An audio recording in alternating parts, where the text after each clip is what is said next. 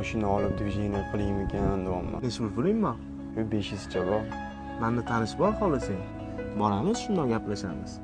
O'rtoqman, hozir aka bilan gaplashib kelaman. Og'aynim bor edi bitta. Hop, o'shanga bitta mashina qilib beraylik demoqchi edim. Oldingizga keldim shuning uchun. Qanaqa mashina? Necha puli bor? Bitta Spark bo'lsa ham zo'r bo'lardi. $500 kamroq puli bor ekan. Nimadir bo'lsa o'zim javob beraman aka. Sani hurmating ukan. Bitta mashinani ko'rchi. Qara, gaplashdim hozir. Mana mashina bo'ladimi?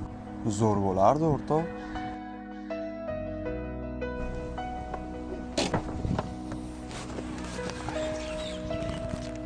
Ukam, bu yoqqa borgan. Aka. Arendan puli nima bo'lyapti? 3-oy. Ozgina sharoit cho'zilib qoldi-da, aka. Muammo hammada bor hozir. Ozgina uydagilarning mazasi yo'q edi. Men qiziqtirmaydi ukam. Kechqurun mashinani uyga olib borib, kaltkinangni berib ket. Aka, assalomu alaykum. Va alaykum. Og'ayni, yaxshimisan? Ham o'rtog'ing zo'r bo'ladiganni. Qani zo'rligi? 3 oydan beri arendan pulini bergani yo'q. Shunaqami o'zi? Nima o'rtoq? Bilasan, bankiga qatnab. Necha pul qarzi bor o'zi aka buni? 900 qarzi bor. Mana bu yerda 1200 aka.